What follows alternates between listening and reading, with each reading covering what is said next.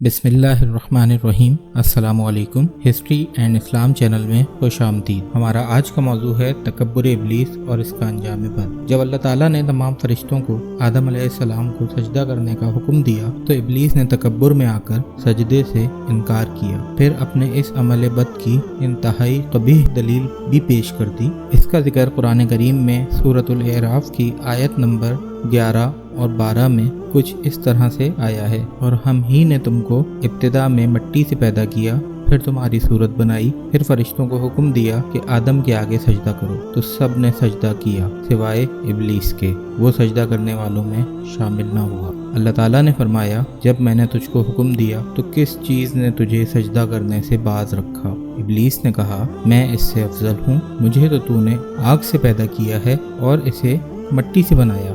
امام ابن سیرین رحمۃ اللہ علیہ فرماتے ہیں، ابلیس نے قیاس کیا آگ مٹی سے افضل ہے، اور سورج چاند کی پوجا بھی قیاس ہی سے شروع ہوئی۔ اس بات کا مطلب یہ ہے کہ اس نے اپنا اور آدم علیہ السلام کا موازنہ کرتے ہوئے اپنے آپ پر نظر ڈالی تو اسے اپنی ذات آدم علیہ السلام سے افضل معلوم ہوئی، اس لیے وہ انہیں سجدہ کرنے سے رک گیا، حالانکہ تمام فرشتوں کے ساتھ ساتھ اسے بھی سجدہ کرنے کا حکم دیا گیا تھا۔ نص کے مقابلے میں قیاس کا کوئی اعتبار نہیں ہوتا۔ نون صاد نص ایسی آیت قرآنی کو کہا جاتا ہے جس میں تعویل کی گنجائش نہ ہو، یعنی کہ واضح اور قطعی حکم ہو۔ جیسا کہ سجدے میں جانے کا کہا گیا تو حکم قطعی تھا، کوئی گنجائش نہیں تھی۔ اور پھر ابلیس کا یہ قیاس تو ویسے بھی غلط ہے، کیونکہ مٹی آگ سے زیادہ بہتر، زیادہ نفع بخش ہے۔ مٹی میں پختگی، بردباری، تحمل، بڑھنے، پھولنے پھلنے کی صفات پائی جاتی ہیں، جبکہ آگ میں جذباتیت، ہلکا پن،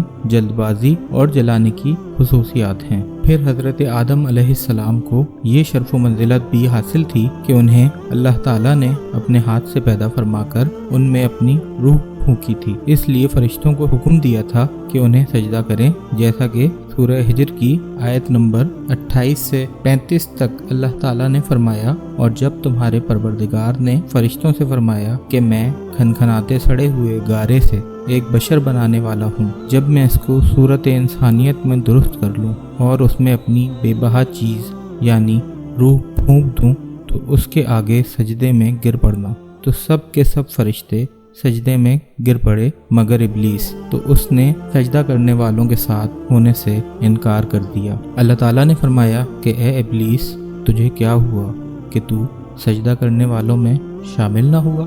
ابلیس نے کہا، میں ایسا نہیں ہوں کہ انسان کو جسے تو نے کھنکھناتے سڑے ہوئے گارے سے بنایا سجدہ کروں۔ تو اللہ تعالیٰ نے فرمایا، یہاں سے نکل جا، تو مردود ہے، تجھ پر قیامت کے دن تک لعنت برسے گی۔ اور پھر ابلیس اس لیے بھی لعنت کا مستحق ہوا کہ اس کے طرز عمل میں آدم علیہ السلام کی تنقیص و تحقیر اور ان پر فخر تعالیٰ کا اظہار ہے۔ حکم الہی کی مخالفت ہے، جبکہ آدم علیہ السلام کا نام لے کر سجدہ کرنے کا حکم دیا گیا تھا۔ پھر ابلیس نے جو عذر پیش کیا، اس کی مثال عذر گناہ بدتر از گناہ والی ہے، یعنی ایک تو گناہ کرو اور اس کے بعد اس گناہ پر عذر پیش کرو۔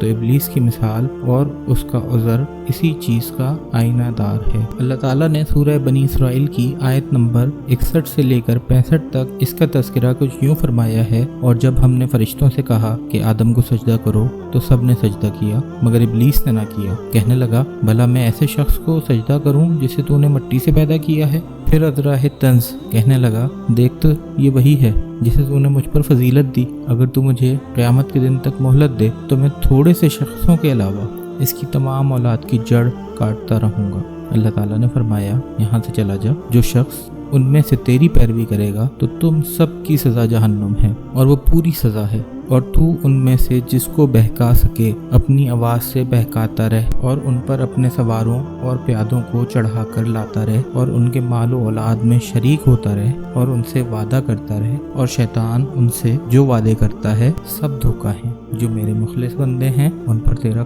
کچھ زور نہیں، اور اے پیغمبر، تمہارا پروردگار کارساز و کافی ہے۔ یہ ابلیس کی انسان دشمنی ہے، اور اللہ تعالیٰ نے بنی نوع انسان کو ابلیس کی دشمنی پر متنبع بھی کیا ہے اور اس کے انجام بد سے ڈرایا ہے، جیسا کہ سورہ کہف کی آیت نمبر 50 میں ارشاد باری تعالیٰ ہے، جب ہم نے فرشتوں کو حکم دیا کہ آدم کو سجدہ کرو تو سب نے سجدہ کیا مگر ابلیس نے نہ کیا، وہ جنات میں سے تھا تو وہ اپنے پروردگار کے حکم سے باہر ہو گیا۔ کیا تم اس کو اور اس کی اولاد کو میرے سوا دوست بناتے ہو؟ یعنی وہ جان بوجھ کر اللہ کی اطاعت سے نکل گیا اور اس نے تکبر کی بنا پر اللہ تعالیٰ کے حکم کی تعمیل سے انکار کیا۔ یہ اس کی ناپاک فطرت تھی جس نے اسے دھوکہ دیا، کیونکہ وہ آگ سے پیدا کیا گیا ہے۔ صحیح المسلم کی حدیث نمبر 2996 میں اما عائشہ رضی اللہ عنہ سے روایت ہے کہ رسول اللہ صلی اللہ علیہ وآلہ وسلم نے فرمایا، فرشتے نور سے پیدا کیے گئے، جن آگ کے شعلے سے پیدا کیے گئے، اور آدم علیہ السلام اس چیز یعنی مٹی سے پیدا کیے گئے۔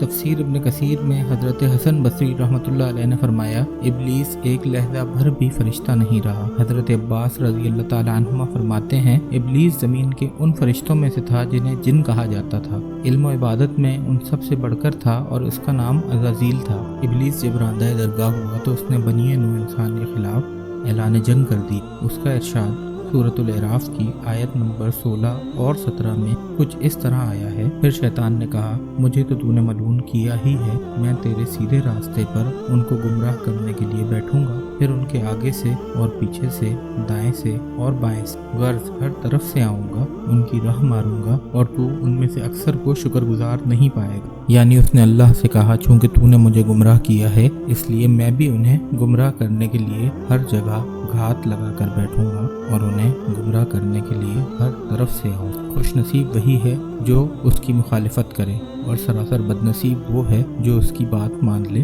مسند احمد کی حدیث نمبر 483 کی حدیث کا مفہوم ہے کہ رسول اللہ صلی اللہ علیہ وسلم نے فرمایا، شیطان انسان کے ہر راستے پر گمراہ کرنے کے لیے بیٹھا ہوا۔ جب ابلیس نے حکم الہی کی تعمیل سے انکار کیا تو اللہ تعالیٰ نے اسے تا قیامت لعنتی اور مردود قرار دے کر نکل جانے کا حکم دیا اور اس کا مقام اور مرتبہ چھین لیا۔ ابلیس کی جلا وطنی کا ذکر سورۃ الاعراف کی آیت نمبر 13 اور 18 میں کچھ اس طرح سے آتا ہے، اللہ تعالیٰ نے ابلیس سے فرمایا، اس جنت سے اتر جاؤ اور اس سے نکل جاؤ۔ اس سے معلوم ہوتا ہے کہ وہ آسمان پر تھا، وہاں سے اسے نیچے اتر جانے کا حکم دیا گیا اور اس مقام و مرتبے سے بھی محروم کر دیا گیا جو اسے عبادت کی وجہ سے اور اطاعت و عبادت میں فرشتوں سے مشابہ ہو جانے کی وجہ سے حاصل ہوا تھا۔ اس کے تکبر، حسد اور نافرمانی کی وجہ سے اس سے یہ مرتبہ سلب کر کے اسے ذلت و لعنت کے ساتھ زمین پر پھینک دیا گیا۔ اس کا ذکر حضرت ابو ہریرہ کی روایت سے صحیح المسلم کی حدیث نمبر 81 اور مسند احمد کی حدیث نمبر 443 میں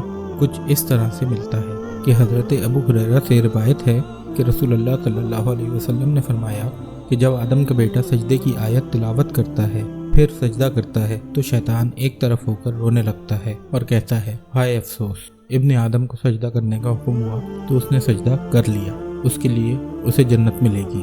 مجھے سجدہ کرنے کا حکم ملا تھا، میں نے نافرمانی کی تو مجھے جہنم ملے گی۔ یہاں ہمارا آج کا ٹاپک مکمل ہوتا ہے۔ اگلی ویڈیو میں ہم آدم اور حوا علیہ السلام اور ان کے دخول جنت سے خروج جنت تک کے موضوع پر بات کریں گے۔ ہماری تمام ویڈیوز قرآن و حدیث اور تاریخ کی مستند کتابوں سے اقتباس لے کر بنائی جاتی ہیں۔ اس میں کافی محنت اور وقت صرف ہوتا ہے، تو اگر آپ کو یہ ویڈیو اچھی لگے تو اس کو لائک کریں، شیئر کریں تاکہ ہماری حوصلہ افزائی ہو سکے اور ویڈیوز ان لوگوں تک بھی پہنچ سکے جو اس مصروف دور میں کتابوں کو پڑھنے کی فرصت نہیں رکھتے، کیونکہ مفہوم حدیث ہے کہ علم پھیلانے سے بڑھتا ہے۔ اور آخر میں چینل کو سبسکرائب کر کے بیل آئیکن کے بٹن کو دبانا مت بھولیں تاکہ آپ کو ہماری ہر نئی آنے والی ویڈیو کی نوٹیفیکیشن ملتی رہے۔